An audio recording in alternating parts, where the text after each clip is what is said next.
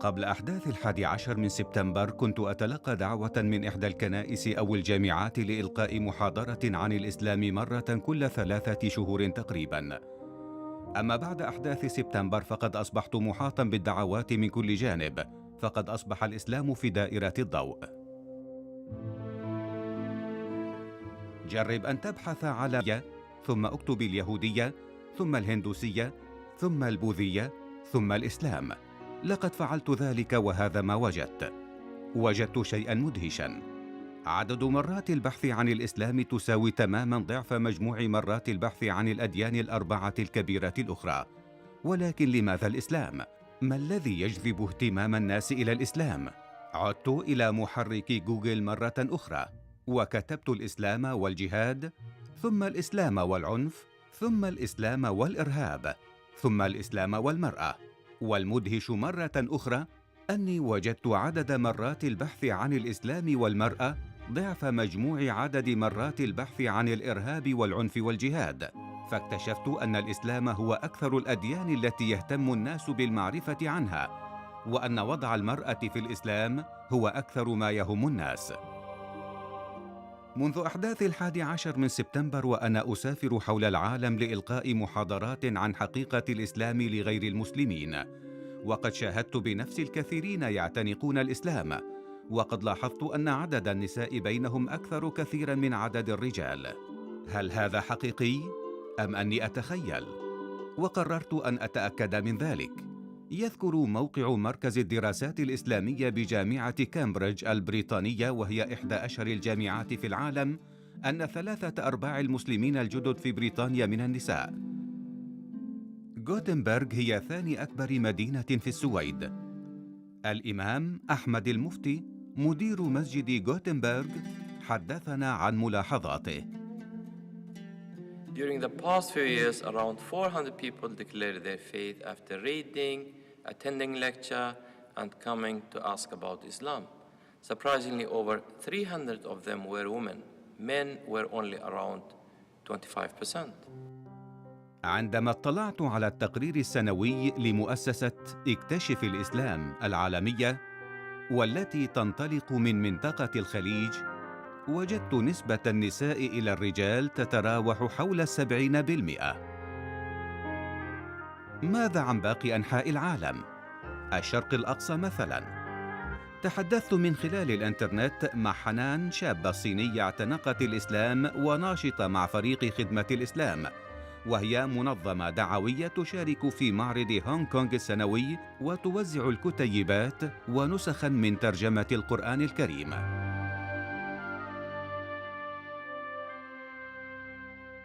In the year 2009 to 2010, for example, over 100 people have embraced Islam, and 97% of those were women. And ever since, we have been witnessing sisters coming into Islam every week, and women were always the winners. That's why our Sunday classes are filled to the brim with sisters, with only a handful of brothers. That now it's really coming down to a challenge for us, because the Islamic law that the jihadists want to impose upon the world would deny basic things that we take for granted: freedom of speech, freedom of conscience, the equality of dignity of all people before God, the equality of rights of men with women. Women especially are in a predicament in the Muslim world. I have decided to challenge and bring Allah to justice on serious charges like discrimination against women. Where is the Muslim feminists? Very few of them exist. Sharia law does not allow equality of rights for non-Muslims and for women. إذا كانت سمعة الإسلام هي أنه يظلم المرأة ويضطهدها، فمن الطبيعي أن يجذب الرجال أكثر مما يجذب النساء. ولكن الواقع غير ذلك، فهو يجذب النساء أكثر من الرجال. إذن ما السر؟ أي شيء يجعل النساء ينجذبن للإسلام؟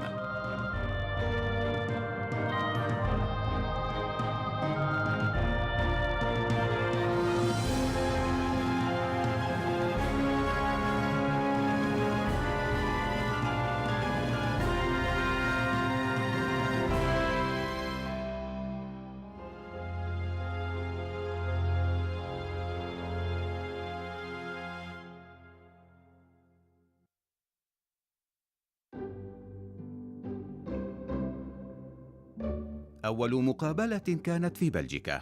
للأسف سافرت كل هذا الطريق لأعلم عند وصولي باعتذار المرأة التي كان من المفترض مقابلتها لقد غيرت رأيها ولا تريد أن تتكلم أمام الكاميرا.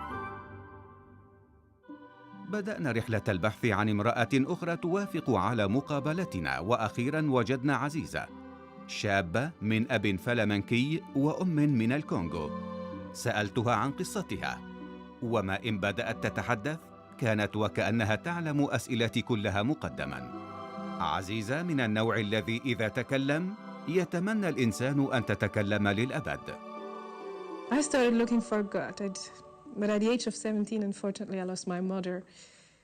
I was obliged as a Catholic daughter to go to church. I had something like difficulties to believe what church claimed, calling Trinity, God, His Son, Jesus, and the Holy Spirit.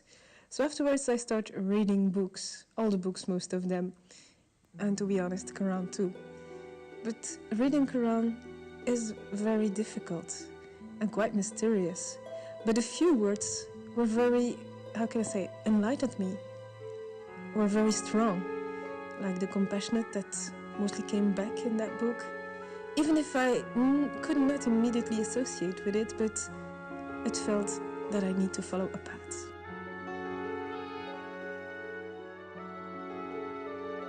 I left it at the age of 17 and I came to Brussels. And then I was interacting and meeting many communities, Jewish, Christians, and we were interacting and everything went well. But on the other hand, I met a lot of new friends, Burundi's Muslims, also Moroccan Muslims, Chinese Muslims. Anyway, God opened me for a second time the path to Quran, so I started reading and felt enlightened. I felt better guided.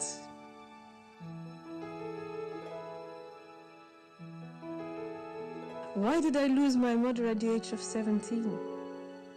Even if I not feel alone, and even if I am alone, I could feel His presence, even if defining His presence was not easy at all. So when I was in Brussels, I had the luck to be taken under the wing of a Moroccan mother, Fatima, and she really showed me the real values of Islam by taking care of me as I was her own daughter. She showed me by love, by acts, what Islamic values and ethic means. Really, I was lucky. So afterwards, I started studying Arabic at the mosque. And there my professor, a Tunisian professor, Mahmoud, explained me or opened me at least the way to find more information on Islam in a very, very broad sense. So he pushed me to go to the library, and instead of giving or teaching us the rules, grammatical rules, he opened the door and said, go to the library, try to find out what it means. So he opened me the real path to the Islamic education. But on the other hand, I was still living in my context in Belgium with a Catholic father who really imposed me still going to church, and I started wondering if this was the way I need to follow.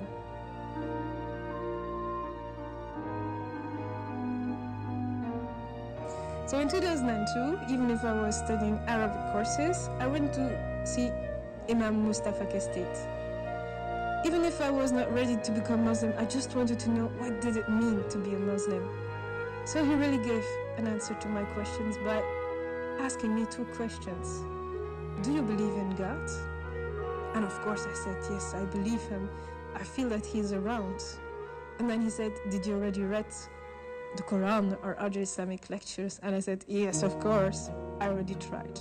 But it's very difficult for the first time to read Quran, and it's quite mysterious. But a few words came or enlightened me when I was reading Quran, and always came back the compassionate, Rahman, and I was a little enlightened and felt better to follow the path of Islam on my own way. كلمات عزيزة عن كلمات القرآن وأثرها كانت ملهمة، ولكن عندما بدأت تتكلم عن رد فعل أسرتها وأصدقائها حاولت أن تظهر المرح، لكن الدموع في عينيها كانت أعلى صوتاً من الكلمات. My African friends, weird friends. You know what they told me? They said that I changed board, that I went to the other side. The other side? Which side? I was supposed to go. I mostly went out with them, had drinks with them. I never drank alcohol because I'm not drinking alcohol from the beginning on. But that was weird. And the family, that's something else. When I told my Catholic father that I was Muslim and that I stopped going to church, he just banned me from his will. He said he didn't want me anymore to be his daughter. And I told him, okay, I'm not your daughter then anymore, so take your will and leave me alone. So it took me 7 years to convince him that I'm just his daughter, Aziza Maria Brakeveld, the daughter that he made.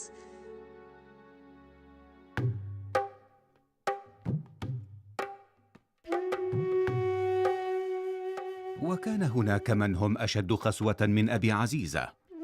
شازنا مالكة حضانة في سريلانكا أسلمت في سن 17. حدثتنا وحاولت بضحكتها إخفاء المرارة التي تشعر بها. When I embraced Islam and I started to recite the Quran in my room, at my home. So my dad said it and he got angry. Once he kicked me and started to scold me. And once he said, if you are a Muslim, this is a Roman Catholic family. If you want to be a Muslim continuously, you go out. At that time, I think the time is midnight, 3 o'clock. My father kicked me out.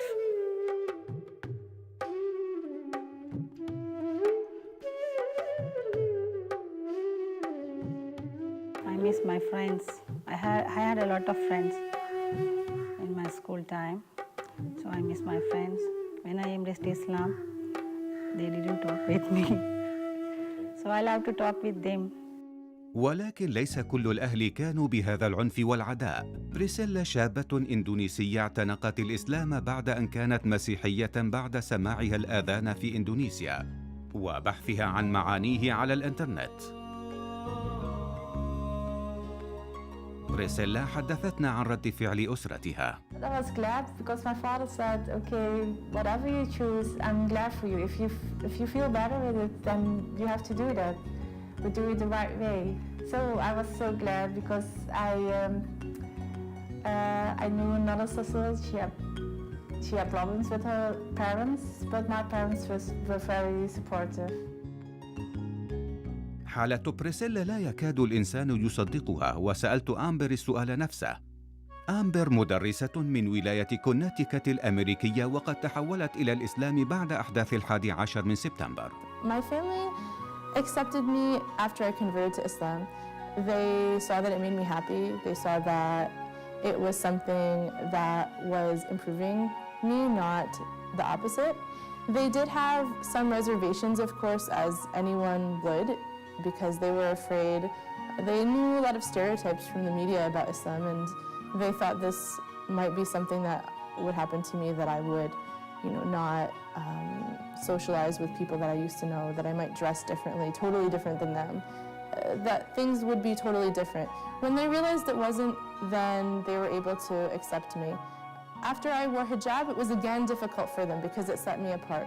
But then it was a process. It took time for them to again realize that it wasn't something that would set me apart. It was just something that was part of my religious and spiritual journey. إليزابيث هي إحدى أكثر الشخصيات إثارة من بين الذين قابلتهن، وهي شابة ألمانية جاءت لتعمل في مدينة الغردقة السياحية في مصر. عملت ضمن فريق الترفيه على الشاطئ وعلى حمام السباحة. كانت زيارتي لها في مركز تملكه لأنشطة الأطفال بعد أوقات الدراسة، حيث حكت لي قصتها. There was this one day that changed my life, actually. I went with a group of tourists into the bazaar area, and there was a man, it was Friday, and the man closed his shop just in front of us. And he said that he's going out to the Friday prayer. And I was telling him that I have a group of people with me who wants to spend all their money because they're traveling tomorrow, and how stupid he would be now to close his shop and not to take this money and just, I know that his prices are too high and he will make a hell of money. So how come you just close your shop now? He told me, no, I'm a Muslim, it's my duty to pray on Friday. And it made me really think, because when it comes to money, we are all weak. And when it comes to important things in life, I think we all have our family, the first important, and then almost after that it's money. So I know that this man is living from that, and how come he prefers to pray, and I called it kissing his carpet, than taking our money? And that I was thinking a lot about that.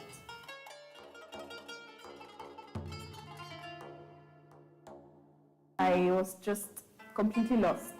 Everything I used to believe in was changing. I was really asking basic questions about me, my life, my family, what I want in my life, why I'm here. It was time to actually open the Quran and read the Quran. And I was washing for half an hour before I opened the first time the Quran. I don't know why. I read in the other book about the Prophet's life that you have to wash before you read the Quran. And I kept on washing, and I had a shower. And I washed again my hands. And I was really scared to touch this book because I felt I have to respect the other religion. I don't want to be disrespecting to them. And I just opened it, and I started to read in Surah Al-Baqarah. I just finished it to the half, and I converted to Islam.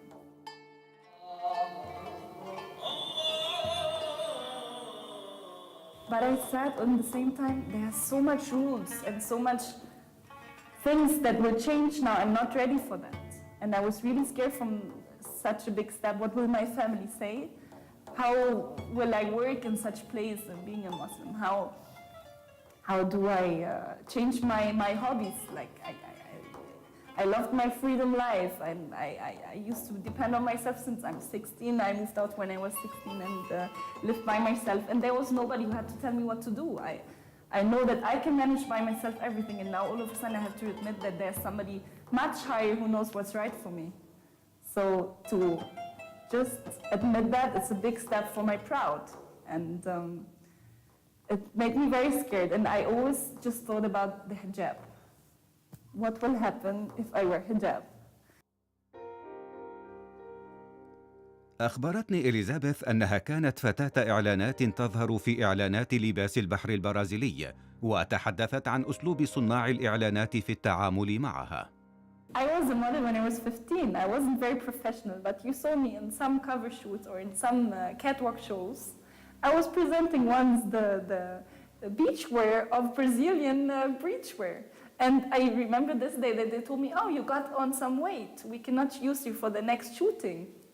And I just felt ashamed. I felt, what's the right to speak about my body like that? I'm a personality. I'm just not a product. And I feel that even in the commercials and everywhere, they say sex sells. And they use actually this as an instrument just to sell their product. I don't want to be used as an object. And before I was even veiled, I just covered up my body because I felt the eyes of men. I felt they eat me because I felt I was pretty, and they're really eating me when I'm wearing the bikini at the beach. And I wanted to wear long sleeve, and I started to go even in the pool wearing a t-shirt because I really felt ashamed of how they look at me and just feel, wow, oh la la, like, who's that girl? I don't want to be in any eyes of any man, just like, that he's saying something like that and that I'm an object to them. So. الجنس يحقق المبيعات. لم تكن إليزابيث وحدها من شعرت بأعين الرجال الجائعة تأكل جسدها، فبريسيلا أيضا شعرت بنفس المشاعر وأنها كانت تحتاج لمزيد من احترام الرجال. And also at my work, because I work in a restaurant and hotel, and sometimes men are looking at me, but I don't feel comfortable at all. And I started to change my style of clothes, to wear a scarf to cover this area. So that was a step closer to hijab, so I did it step by step. In the past, men looked at me like I was an object. And I didn't want them to look at me like I was a piece of meat. But that they respect me more. دعاة تحرير المرأة يناضلون حول العالم ضد تشييء المرأة أو اعتبارها مجرد أداة. أثبتت الدراسات أن الإنسان الغربي يتعرض يومياً ل2000 إعلان في التلفاز والصحف وفي لافتات الشوارع وفي كل مكان. الإعلانات لا تبيع المنتجات فقط، بل تبيعنا أيضاً قيماً وتصورات عن النجاح في الحياة، وتخبرنا كيف نصبح مشهورين وكيف نكسب محبة الناس ونكون أكثر جاذبية. الإعلانات تحدد لنا من يجب أن نكون، والأداة الجنسية في الإعلان عادة ما تكون عارضة لا يميزها إلا جمالها، شابة جسدها نحيل وقوامها ممشوق وطويلة، بينما معظم النساء لا يشبهونها، ولكنهم يحاولون باستمرار محاكاة هذه المقاييس حتى يصبحن مرغوبات ومحبوبات. كلما ازدادت المرأة شبها بنجمات الإعلانات كلما أصبحت أكثر قبولا في المجتمع. منذ عدة سنوات أثبتت دراسة الدكتورة سوزان فيسك عالمة الطب النفسي بجامعة برينستون الأمريكية أن المركز الذي يعمل في مخ الرجل عندما ينظر إلى نساء شديدات التبرج هو نفس المركز الذي يعمل عندما يتعامل الرجل مع الأدوات الميكانيكية. والإعلام لا يحدد فقط صورة المرأة في الأذهان، بل أيضاً صورة الإسلام. حدثتنا الدكتورة رشا الدسوقي الأستاذة بجامعة الأزهر والداعية طيلة 30 سنة في الولايات المتحدة عن أجندة الإعلام السياسية. Unfortunately, Islam has suffered from bad media all over the world. I have studied about 58 novels that speak about Islam and Muslims, and it does give a very bad image of Islam. The reason is all these political events that happen around the world are connected to the media. Whenever there is a very hot issue, whenever there is a fight over something, whenever there is a new revolution, you find that the media intensifies against the Muslims. And all the old images that we have seen by Orientalists in the 16th century, things that have to do with the Crusades, things that have to do with wars between Muslims and non-Muslims, they bring all these up again, conjure them up in the memory of the viewer in order to bash Islam and make it look bad. So what we advise is that people seek the sources of Islam and talk to Muslim people and not think that the media is the only source about Islam and Muslims. ليلى أحمد الأستاذة في كلية الإلهيات بجامعة هارفارد الأمريكية قابلتنا وحدثتنا عن أجهزة الإعلام. The idea that Islam oppresses women became just a normal view expressed in the media and so on, even though there was no ground to it. Historically, there's no evidence for this. It was just a prejudice that was being repeated by the media. And many Muslim women felt offended by this, and they wanted to make clear to whoever they were speaking with or wherever they were out in the streets that they were Muslim and they stood by it and did not accept the prejudices. It always disappoints me when I watch the media and I see more falsity than truth about Islam. There's many experts about Islam, but they're not always Muslims themselves. There are people who get information from places that seems to be something other than what most Muslims understand. And I always find that the media will latch on to anything bad someone that happens to be Muslim does. While there are so many millions of Muslims out in the world that are doing great things, great projects, great initiatives, but they're never mentioned. After 9/11, there was a time when I honestly hardly could bear to turn on the television, because this was when we were going to war, of course, immediately after 9/11, we were going to war with Afghanistan. And there was endless shots of women in burqa, suffering, how we had to go and rescue them. And this somehow, this was Islamic oppression of women. The burqa was sign of that. And by extension, any kind of head covering was seen as Islamic oppression. And that became the prevailing narrative in America for a few months. It was really quite distressing. So it was very much a media issue and a political issue, but it was presented as women's oppression in Islam, and therefore Islam was just terribly oppressive. And that extended, and that was partly why I'm sure women were attacked. Young American women wearing hijab suffered the consequences of this media representation. A lot of people were getting information from the media that wasn't correct about Islam. What I was able to do, and this was a positive thing, was be able to pass on information that was the truth about Islam. People who were wondering about it, people who didn't know anything about it, when they found out I was Muslim, they would ask me questions, and I was able to tell them what a great thing Islam is, what it meant to me, how it inspired me. And this was a positive thing that I was able to find after I converted. Even though initially I was very scared, I was afraid people would sort of turn away from me and not listen to me. But I actually found there's many people that are open to hearing what you have to say. They're actually curious. They just don't have anyone to ask. في بلجيكا تلقيت أخباراً تقول إننا يمكننا أن نقابل إحدى غير المسلمات وتدعى هارموني. عندما أسلم أخوها منذ 8 سنوات قالت لنفسها: طالما أن أخي دخل الإسلام فبالتأكيد أن ما تقوله وسائل الإعلام ليس صحيحاً. ثم التحقت بجامعة لوفن البلجيكية لتدرس هذا الدين. هذا بعض ما قالته لنا في المقابلة. Islamophobes hurt the Islam in a way, but on the other side they make publicity because of their bad behavior and their hurtful sayings. People will start to investigate by themselves, so they will go and look about the Islam. And so actually Islamophobes make publicity. Maybe it's not intentional, but they do it. But yeah, they hurt some people in a way. People had a lot of questions, and so they actually started to research Islam. They wanted to know more about it. So even though the media was portraying a negative image, people wanted to know if it was true or not. So a lot of people did go out and find the real answers, and so in an ironic way, it was good publicity for Islam, even though what the media was portraying was bad. عدد معتنقي الإسلام زاد بصورة ملحوظة بعد أحداث 11 من سبتمبر، فقد كنت أشاهد شخصاً أو شخصين يعتنقون الإسلام أسبوعياً قبل الأحداث في المسجد الذي كنت أصلي فيه في ولاية شمال فيرجينيا الأمريكية. ولكن في الشهر التالي للأحداث كنت أشاهد بنفسي حالة أو 2 وأحياناً أكثر كل يوم. لم يكن ذلك بسبب أحداث سبتمبر بالتأكيد، لكن بسبب تشويه صورة المسلمين وتشويه الإسلام المستمر في وسائل الإعلام بواسطة كارهي الإسلام، مما جعل كثيراً من الناس يتحقق بنفسه من هذه المعلومات ويصل إلى الحقيقة. A personal question. Yes. Do you think one day you may become Muslim or Christian or stay as an atheist? Just what do you think? In my opinion, I think that I would probably convert to Islam.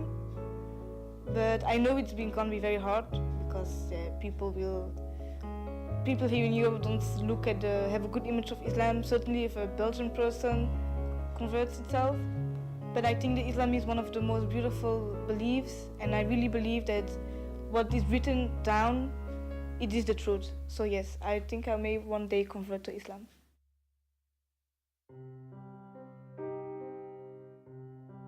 ليس بعيداً عن بلجيكا قابلنا بولين، وهي طبيبة أطفال هولندية وقد كلمتنا عن قصة إسلامها.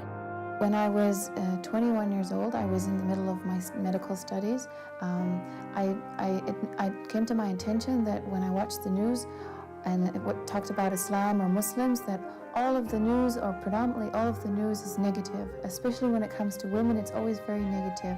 Something about women not being able to go to school in Afghanistan, about women getting acid thrown in their faces in Pakistan, a lot of bad things. And also in the climate that what was going on at that time in Western Europe where I lived, it was very anti-Islamic to my feeling. And I just followed the media and just believed everything they said, and I had a very negative idea about Islam.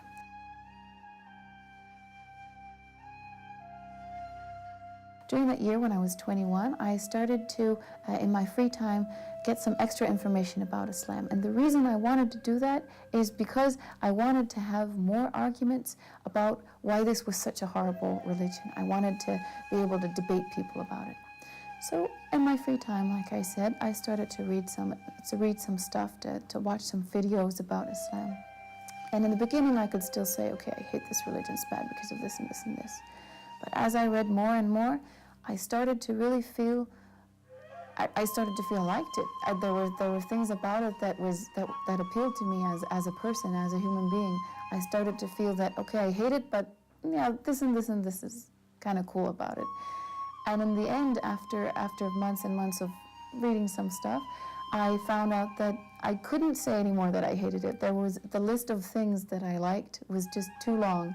And I really felt, it was really like coming home, because it was really it really suited my way of how life should, my way of thinking of how life should be. And I couldn't help myself and converted. So that's how I became a Muslim. وينغ زي تشونغ تعمل محاسبة في إحدى الشركات العالمية، وقد قابلتها في هونغ كونغ وحدثتنا عن قصتها. My work gave me an opportunity to work in London for 2 years. So I went abroad.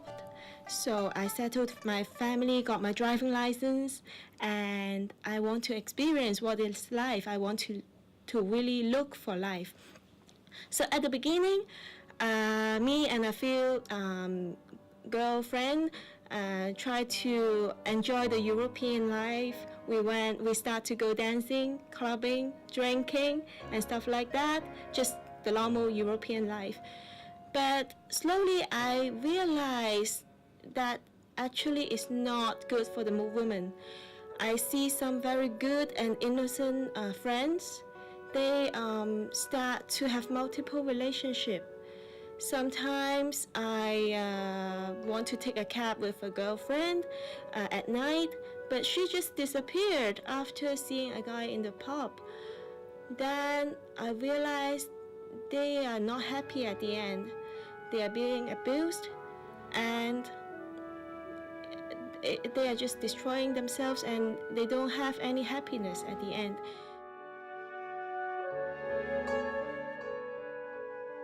I start to think this European or Western lifestyle that we always feel superior, but I cannot find an answer within that.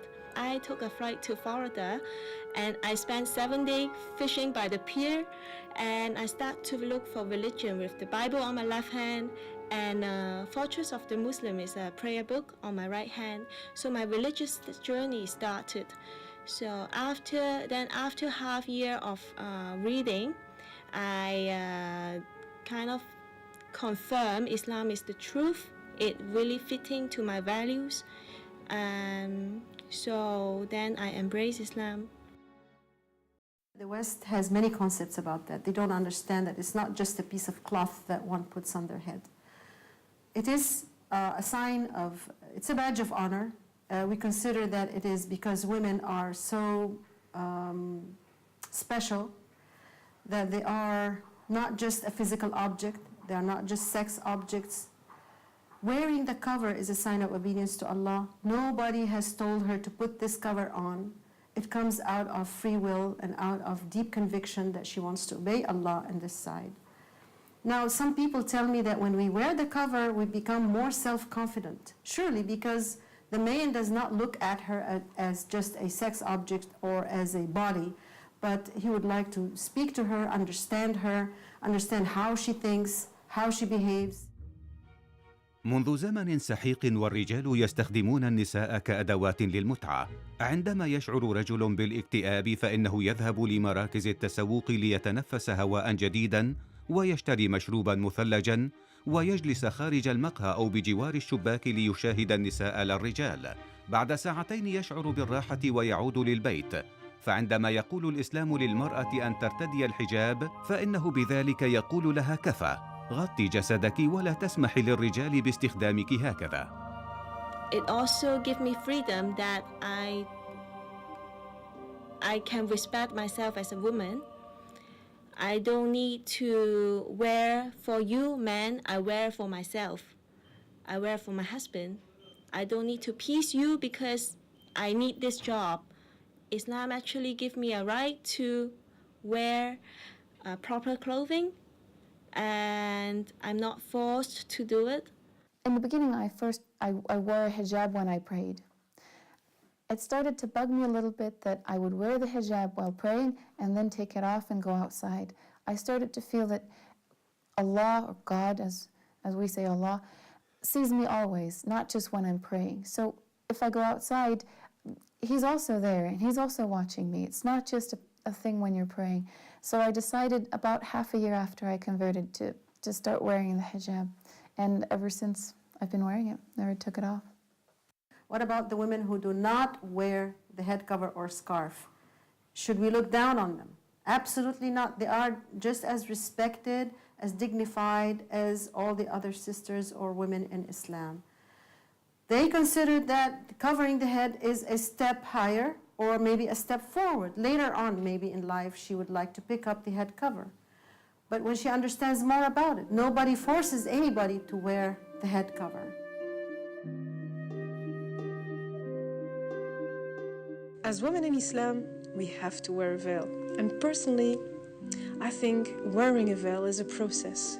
It's not a trendy kind of stuff. No, women need to have the time to know how they're going to wear the veil and how they're going to behave, because wearing a veil is a responsibility. And inshallah, I will wear the veil. Just like converting to Islam was a process, wearing hijab was also a process. I didn't wear hijab when I first converted to Islam. I waited for a while until I thought it was the right time. Of course, I didn't want to upset my family. I was afraid of losing friends. I didn't want to not be able to find work. And I was living in New York City after 9/11, so it wasn't really a very friendly time for Muslims. But I knew I wanted to do it, so one day I just decided that I would wear hijab, and I did. When it was time to take a next step, I went one week with wearing hijab to work. And they told me that you cannot work with hijab in this place here. So I told them that actually it's 1 week to go to Ramadan and I really want to wear hijab. And I told you 3 months ago that I'm a Muslim. When it comes to Ramadan, I'm going to wear the hijab. I didn't have any knowledge, but I knew that Ramadan is a very holy month and I wanted to wear hijab in this month. Why and however, I didn't know by then, but I just felt I have to do that. And they offered me the double of the salary if I just take it off and stay for the next season, because all the kids love me and they want to come back only for me, so please stay. And they gave me an apartment, they gave me the food, they gave me everything. So when they were just firing me because of that, I was completely in the street. And they told me, you have 1 week just to pick up your place, to clean up your place and get your stuff out of your apartment, and then we don't want to see you again. When I was actually cleaning up the apartment and I went back to the hotel for once, they kicked me out by the security.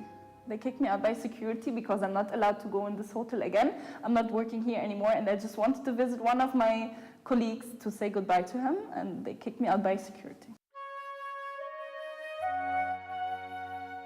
لم يكن رد فعل أسرة بريسيلا لقرار ارتداء الحجاب مختلفاً عن رد فعلهم على قرار اعتناق الإسلام.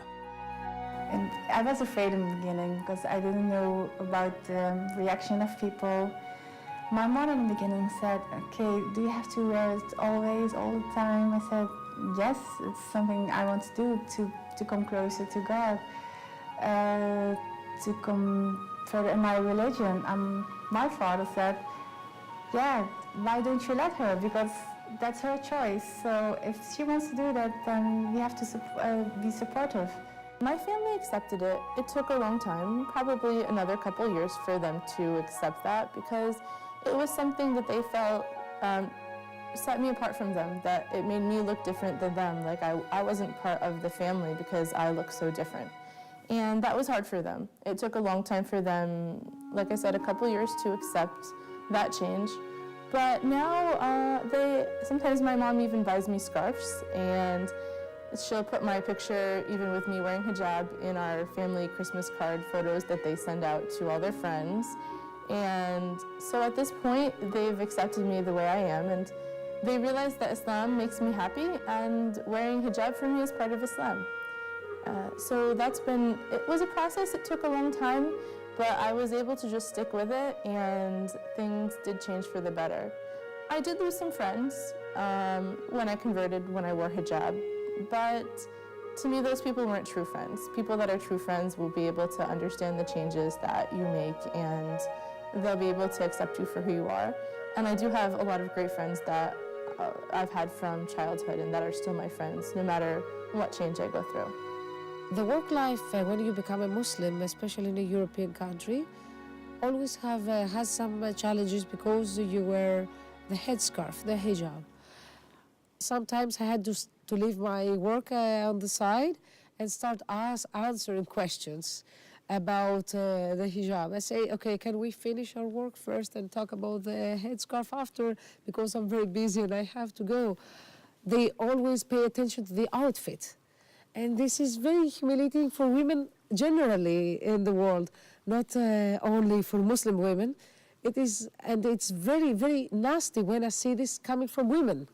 I see women who discriminate other women because of their outfits, what they wear, not who they are, what they believe in, if they're righteous, if they're educated, if they can offer to the world, if they can offer to society, if they can benefit the world, but what they wear. And this is a crime.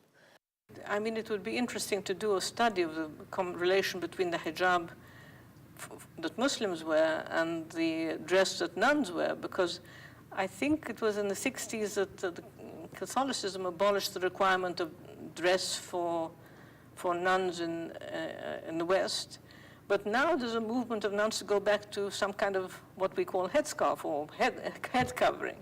So it'd be interesting to do, but I haven't seen a study yet comparing the movement for return to conventional covering among both Catholics and Muslims. لم تكن الدكتورة ليلى تعرف أني أفعل ذلك بالضبط، وخاصة في الكنائس حول العالم. عندما يسألونني عن الحجاب أسألهم بدور إن كانوا قد رأوا محجبات من قبل، وبالطبع يرفع الجميع أيديهم. ثم أسألهم: من منكم سأل نفسه عن سبب ارتداء المسلمات للحجاب؟ 90% يرفعون أيديهم. ثم أريهم هذه الصورة وأسألهم: هل تعرفونها؟ فيقولون: هي مريم أم السيد المسيح. ثم أريهم هذه الصورة وأسألهم عنها، فيقولون: هي الأم تيريزا الفائزة بجائزة نوبل للسلام. ثم أسألهم إن كنا نستطيع اعتبارهما أفضل امرأتين في نظرهم، فيقولون: بالطبع. ثم أظهر صورة لامرأة محجبة وأسألهم: ما الشيء المشترك في الثلاث صور؟ فيرد علي: الحجاب، فأجسادهن مغطاة عدا الوجه والكفين. فأقول لهم: اسمحوا لي، فأنتم من سألتم منذ دقيقة عن سبب ارتداء المرأة المسلمة للحجاب. ولكن بعض المسلمات لا يكتفين بتغطية الشعر فقط، هناك منهن من يغطين الوجه أيضا بارتداء النقاب أو ما يعرف أحيانا بالبرقع. لقد التقيت إحداهن. نعيمة هي إحدى البريطانيات اللاتي اعتنقن الإسلام. كتبت عنها جريدة الديلي تيليغراف مقالا بعنوان: هذه المرأة المسلمة قد تكون أسعد منكم. هي أيضا رئيس تحرير مجلة سيسترز وكاتبة حصلت على عدة جوائز في الكتابة، منها كتابها الشهير من شفة أختي. وأخبرتني أنها ذهبت لكنيسة إنجيلية عندما كانت تبحث عن الحقيقة وحضرت القداس وأرادت أن تعرف أكثر. I went back to the back where they were taking people who had said that they accept Jesus Christ as their savior, and I said, I want to know how I can know this is the truth. What's the proof? And she said to me, you just have to believe. You just have to believe. And I said, well, I can't do that. I need something more than just blind faith. So I left that, went to university, and my first encounter with Islam that I became aware of was when I came to Egypt. And interestingly enough, it was actually seeing women wearing hijab that made me very, very, very upset. I disapproved of it 100%. I consider myself a feminist, cosmopolitan feminist, and the sight of these women covering themselves, I felt sorry for them.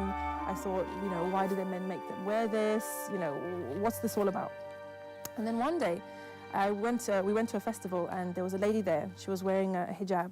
And she was very, very beautiful, mashallah. She had one of those faces which radiated light. She was a very lovely lady. And I thought, no, I'm going to ask her. I'm not going to assume. I'm going to ask her why she wears that thing on her head.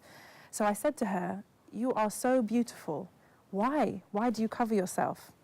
And she smiled at me and she said, because I want to be judged for what I say and what I do, not what I look like. And for me, I'd never, ever heard that idea, ever in my life. And it made me really start thinking about my lifestyle, my ideas, my values. And I thought to myself, when I saw these women, I saw them as weak. But now when she says that to me, when she says that she doesn't need male attention, she doesn't need male approval, I think maybe I'm the one who's weak and she's the one who's strong. And I wonder whether I could be as strong as that. So when I went back to England, I got a copy of the Quran and I started reading it. And I said to myself, I'm going to read the Bible and I'm going to read the Quran because maybe now is the time in my life that I need to make a choice for my spiritual side, which I had been ignoring all this time. I never got around to the Bible in the end. I just read the Quran and it made sense to me. The lifestyle choices made sense to me. It seemed like a very sane and healthy and safe type of life. And I thought if I ever have children, I would want to raise them in a strong belief system and in an environment that fosters the best that is within them. And that was the end of one journey and the start of another journey within the deen, within the religion of Islam. Personal question. Why did you choose the niqab? I actually liked the niqab. I liked the idea of privacy. I liked the idea of it not being, my face not being on show for just anybody to see. I remember specifically one incident that made me decide to start covering my face is when I was going home. It was quite late and I was going home from work on the train. And I was standing up because there were no seats available. And some men who were sitting on the chairs were staring at me. And I remember feeling very upset and angry, thinking, why do they think they have the right to just look at me, and in my face? And I said, I don't like this. I want to be able to choose who sees me and sees that part of me and who doesn't. So I started covering with the niqab then, just on and off, not all the time. But the time that I actually took on the niqab as an act of worship, which is how I see it now, not just something that's convenient or something that helps me achieve certain ends, was when I went to the doctors and I did some tests, and there was a fear that I may be ill. And at that time I was just newly married. It was a very wonderful time, mashallah. And I went to the doctors and everything, I was given the all clear. And I remember walking down the road, it was in East London, and saying to Allah, to God, thank you for everything that you have made my life into right here, right now. How can I praise you more? How can I worship you more? How can I thank you more? The niqab, I don't see it as obligatory, but it's considered by many scholars as something that is recommended. It's rewardable. It's something that you do to gain the pleasure of God. And I thought, this is something that is not hard for me. Why don't I do it? This would be something that I'm doing extra to show my gratitude to God. And that's when I actually started to wear the niqab sort of full time. طبقا لمعظم علماء الإسلام لا يعتبر غطاء الوجه فرضا، ففي زمان النبي كانت هناك نساء يغطين وجوههن وأخريات كاشفات لوجوههن، ولا يوجد أي أثر لأي أمر من النبي لأي امرأة أن تكشف أو أن تغطي وجهها، فقد ترك هذا الأمر تماما لكل امرأة أن تقرر بنفسها ولنفسها. How do we look at these women? Do we consider them strict? Do we consider them different? Absolutely not, because there's a variety of opinion. The minimum that one should cover, or should leave uncovered rather, is the face and the hands. But if one wants to put more cover, like wear several pieces of clothes or extra coats or whatever, or wear a face cover, this is also allowed. Some women are more bashful than others. They are more beautiful than others. They choose to cover their faces because their beauty should just be for themselves and for their husbands. And absolutely, they do have that option. So we should respect all women, whether they are just covered or that they have the face covered. في بعض الدول الأوروبية أصبح النقاب ممنوعاً. الشرطة تعتقل النساء اللاتي ترتدين النقاب وتغرمهن أموالاً. السياسيون اليمينيون يدعون أن النقاب ضد القيم الأوروبية. هل هو فعلاً ضد القيم الأوروبية؟ هذه جنازة الإمبراطور فرانز جوزيف، والذي كان إمبراطور النمسا وملك المجر وبوهيميا وكرواتيا وجاليسيا ولودوميريا ودوق كراكوف ما بين 1848 و 1916، بالإضافة لكونه رئيساً للاتحاد الكونفدرالي الألماني حتى عام 1866. هؤلاء النسوة اللائي يمشين في جنازة الإمبراطور فرانز جوزيف لسن من المملكة العربية السعودية، بل هن أميرات أوروبا. كانت نساء العائلات الأوروبية المالكة والأرستقراطية يغطين وجوههن في الجنازات وحفلات الزفاف.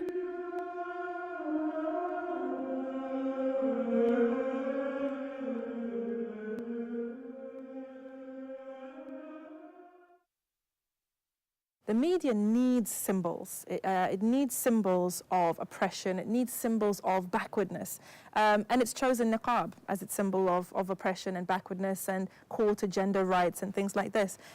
So in terms of the media, there's not really much that one can do to tackle the media, except for trying as much as possible to put positive images of women in niqab out there.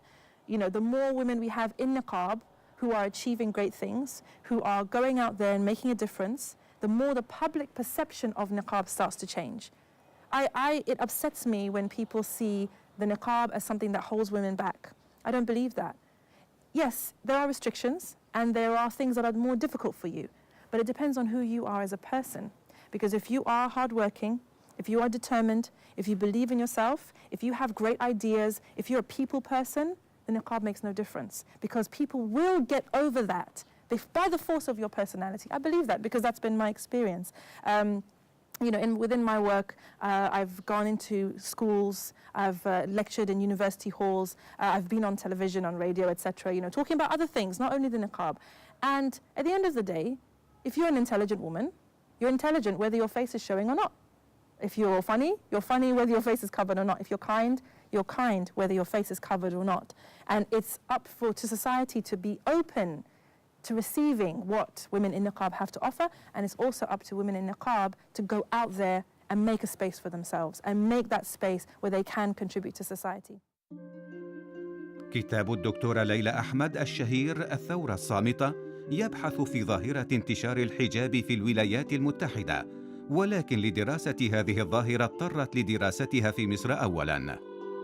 The idea that Islam oppressed women and therefore you needed imperialists to liberate Muslim women was a British imperial idea. It developed in the 19th century, late 19th century, when and it was very strong in Egypt, but also in India. And of course, the imperialists believed not only Islam, they believed Hinduism, and anything else anything that was not British and white was oppressive to women.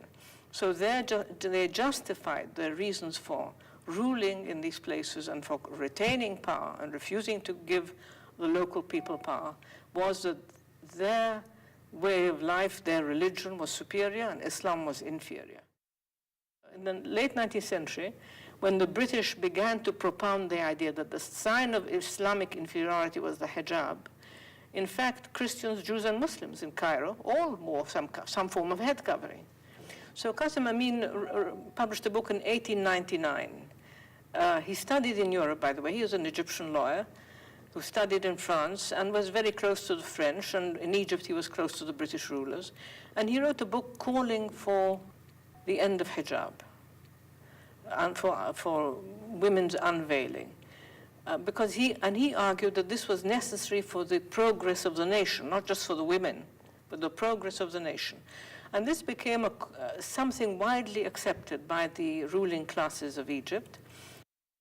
And that was why, historically, why people like me and my mother never wore hijab, because we were the products of an era which inherited the British belief that hijab was a sign of Muslim inferiority and therefore we don't need to wear it. When I began to think about the question in the mid-1990s, the hijab was very rare still in America. I had no students who wore hijab back then.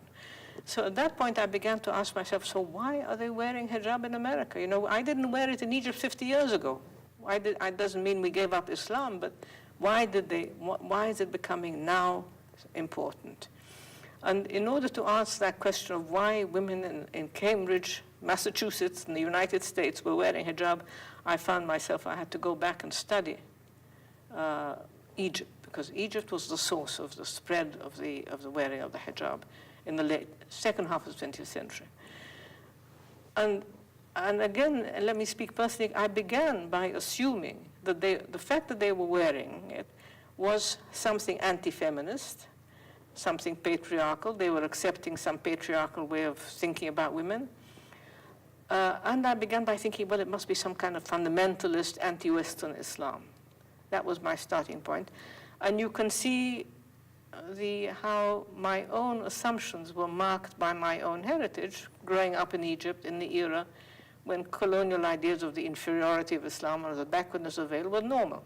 I grew up in that world, and many people of my generation some people are very angry at women wearing hijab today.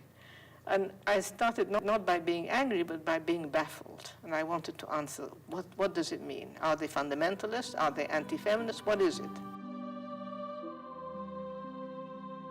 I found that there were lots of reasons, practical reasons. Now, I'm leaving aside the question of the religious belief. You know, one can just assume that that's an important key element. But I based my observations on the studies that were done at the time by anthropologists and various scholars of kind, asking women, why are you wearing hijab? What does it mean to you? And among the answers they gave was disenchantment with the corruption of society, that they were standing for justice. They wanted a new kind of society, and also that gave them rights. So they had the right to go to work now. In the old days, it was awkward for women to work in an office full of men. As they put on hijab, they could say, well, you know, we're Islamically covered. You have no right to discriminate against us. And so this was a way of getting jobs, and it empowered them within the family, because they could tell their parents, yes, we can go out alone. If their parents objected, say, you know, we're Islamic women, and we show it in our dress, and we have the right to do this, to go out, to pursue our positions and jobs. So it did not lead to their oppression. وقد استطردت الدكتورة ليلى في كلامها عن الحجاب قائلة إنه يشكل مشكلة للنساء في أمريكا بل خطراً على حياتهن، على عكس الحال في مصر حيث جعل الحجاب حياة المرأة أسهل. In the media, there was a very strong anti-Islamic wave after 9/11, and you know, I'm sure people heard all over the world, there were women in hijab who were attacked in the streets. I know one of my students once in one of my classes arrived in class in a terrible mess. Somebody had tried to pull her hijab off and had spat at her and pushed her off the pavement, and there were these kinds of events happening.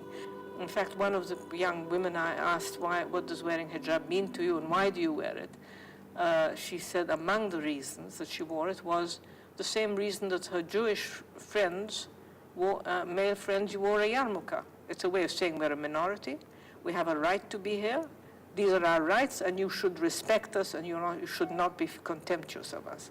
So it's an assertion. It's rather like, in terms of asserting your right and your dignity, like the Afro in the 1960s.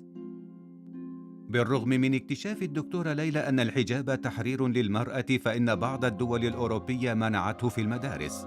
وقد ذهبنا لإحدى هذه المدارس وشاهدنا الفتيات يدخلن، وكان مشهدا يدمي القلوب. بل إن هناك من غير المسلمين من يرى منع المسلمات من ارتداء الحجاب في المدارس نوع من النفاق والكيل بمكيالين. Government should not prohibit wearing hijab or wearing clothes you want. If a girl can walk in a bikini, then why don't a girl can walk in a hijab? I mean, it's the same. One choice is not the same as another. If a girl comes in a miniskirt to school, then why can't a girl come protected to school? So I think it shouldn't be that way. Both men and women complement each other. They are on the same status. God has not discriminated between men and women in acts of worship or in the rewards that they get out of these acts of worship. That is why we can see that Islam has emancipated women in the sense of giving them new positions. As before Islam, there was no liberation in that sense. So we have, for example, a lady called Ashifa bint Abdullah. She used to be the administrator of the souk, or the market. And she used to have the job of a policewoman. She would hold people accountable for any cheating that happened in the market, which means that she's almost a judge in this sense. And women held several positions along the line after many years after Islam spread. They were actually also jurors. They would give juridical verdicts, and this happened in Andalusia. Women used to put lanterns at their doors to invite people to come and learn from them. Aisha, peace be upon her, herself was a scholar in her own right, and she used to disseminate the verdicts that the Prophet could not give to women concerning women issues. She was a scholar, and she actually corrected many of numerous Sahabas about the verdicts that they gave concerning Islam and concerning the rulings of Islam.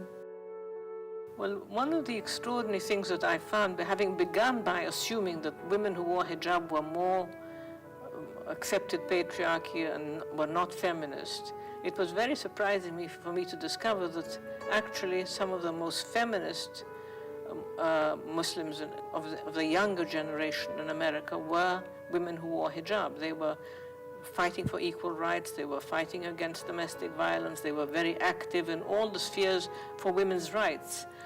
You know, when I watched the Tahrir Revolution, I saw a lot of women in hijab who were the ones who were calling for rights for women as well as for men. Many of these women that I'm talking about would not call themselves feminist, because feminism has, the word itself has implications about, they're not calling for equal rights in the American sense, in a way. They're calling for equality, equal justice for women. It's quite a complicated idea. I mean, it's not that they just want equality the way secular feminists want equality. There are two different ways of looking at women. There are movements in this world. One of the movements is called secular feminism, and this is basically secular gender feminism. The other one is equity feminism. Gender feminism would like to regard women as a single entity, that they are emasculated, that they are macho, that they can do anything. Maybe that would be contrary to their own natures, but they can do anything. Now, equity feminism is more or less like Islam, and it does cover all the rights that women in Islam would like to have, and that actually women in Islam have been given 1,500 years ago. That is why it is important to look at women as part of a context. This context is the family. So when God Almighty created Adam, he created Eve, and then came the descendants. That is why women are part of a family, their fathers, their mothers, they are sisters, they are daughters. That is why we should not look at them as a single, emasculated entity.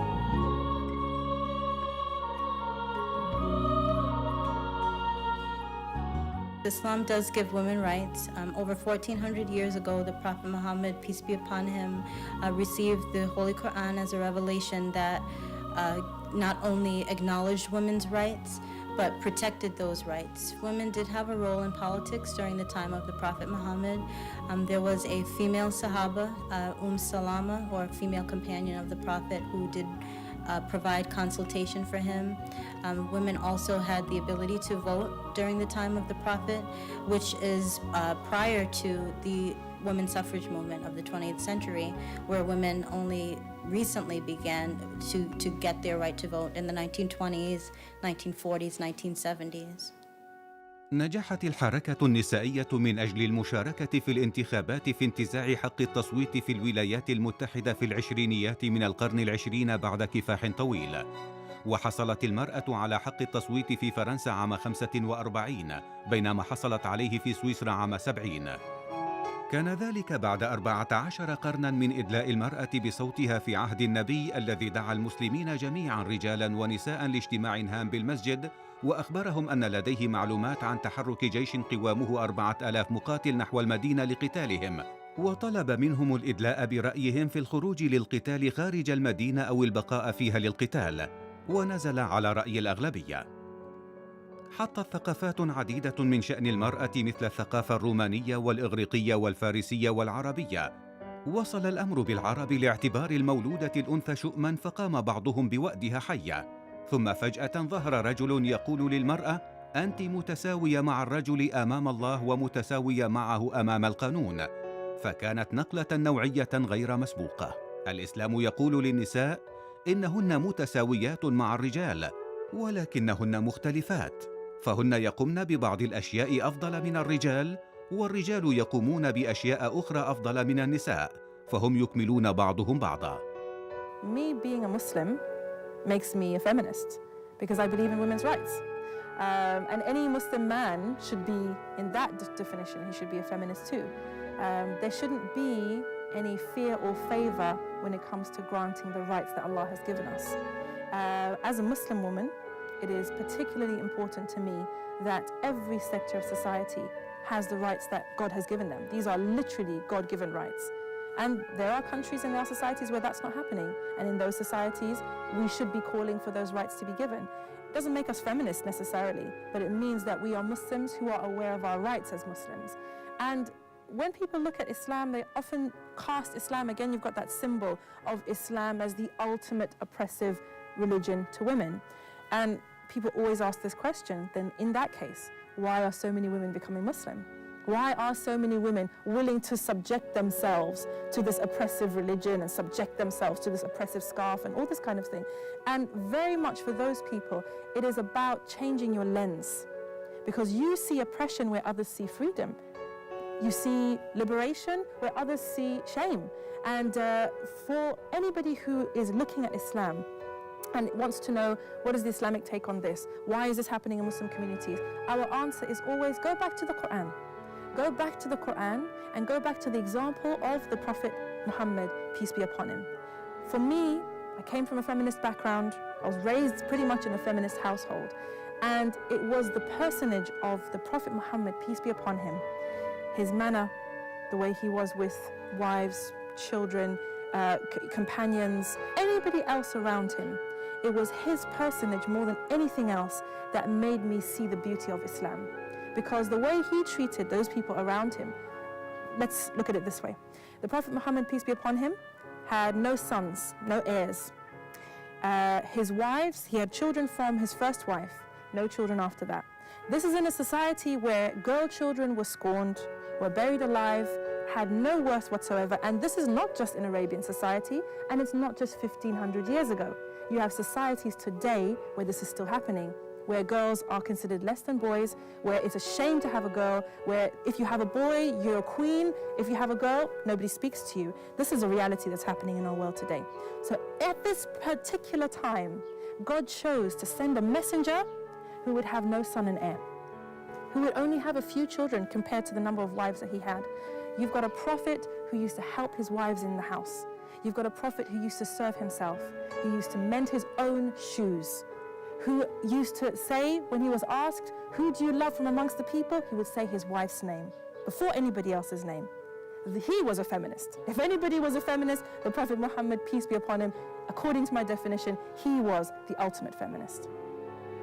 In the last sermon Prophet Muhammad gave before he died, he mentioned that men should treat women kindly and that they should treat them well because women are their partners and their helpers.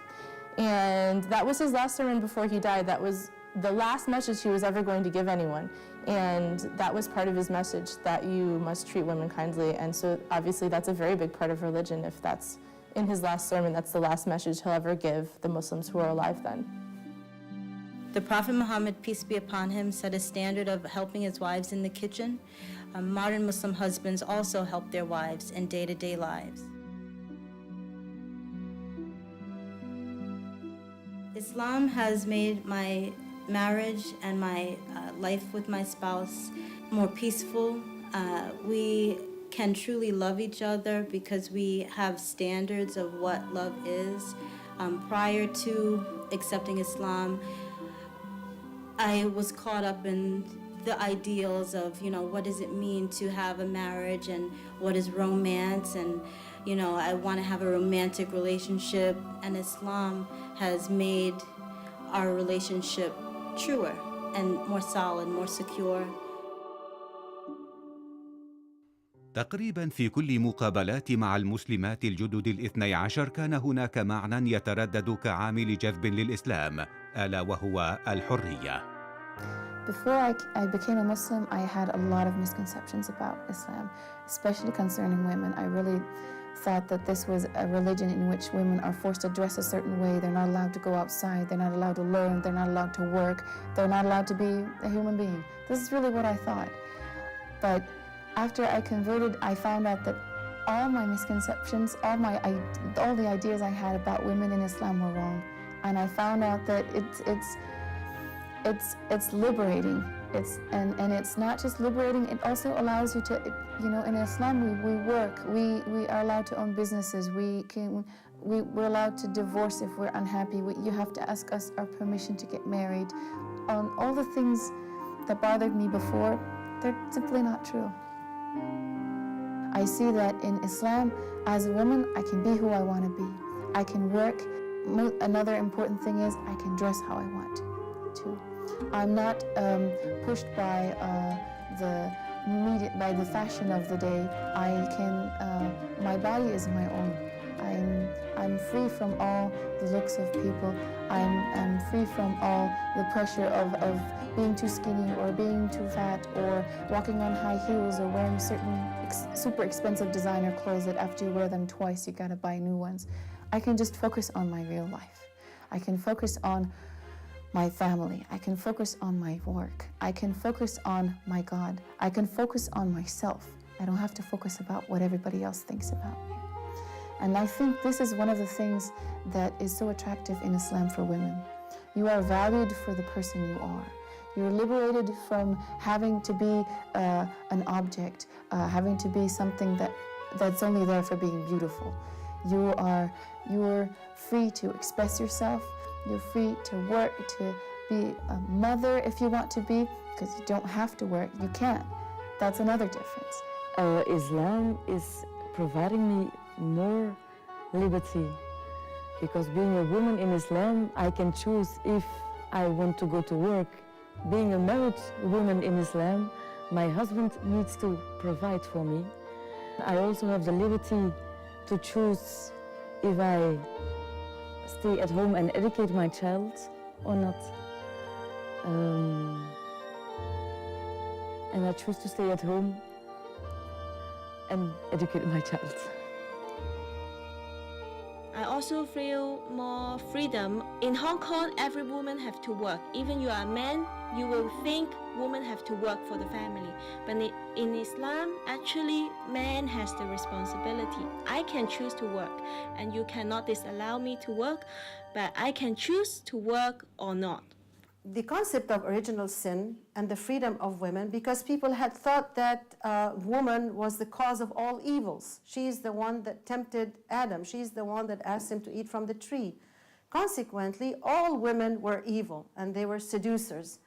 But of course, when the concept of original sin was clarified in the Quran, that God had forgiven Adam and Eve, and that Eve did not commit this sin, and that Adam himself had committed it by himself, and both of them were forgiven, so also women were free from this kind of concept that would restrict their freedom.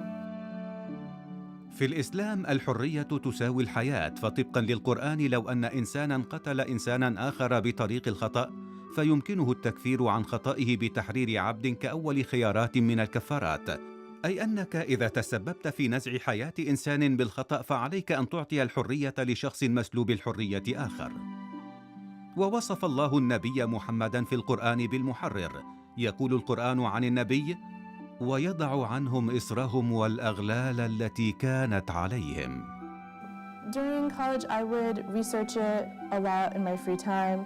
I would get Quran verses sent to me in my email from a certain website, and I eventually developed the sort of philosophy of it without actually converting. I held all the beliefs, although I never converted to Islam. I didn't know any Muslims personally in New York, and I didn't know where to find them, but I knew myself to be a Muslim. أمبر قالت شيئا سمعته من قبل من الكثير من معتنقي الإسلام. قالت إنها لم تعتنق الإسلام، بل كان الإسلام داخلها وكل ما عليها فعله هو أن تجده. When I met Islam, I understood that this was inside me all the time, and what I did was fulfilling Yes, I take from outside knowledge, but it was inside. It was like a fire that needed some to light up more.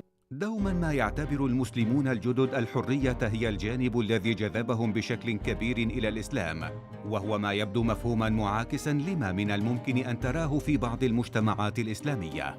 تلك المجتمعات التي أصبح نمط حياتهم يشبه ثقافاتهم القديمة مضافا إليه مجرد نكهة إسلامية، وهذا لا يعد إنصافا للإسلام، لأنه لو تم في أي مجتمع حادث فردي فيه اضطهاد للمرأة أو تمييز ضدها، فهذا يعتبر عداء للإسلام وليس الإسلام هو السبب فيه.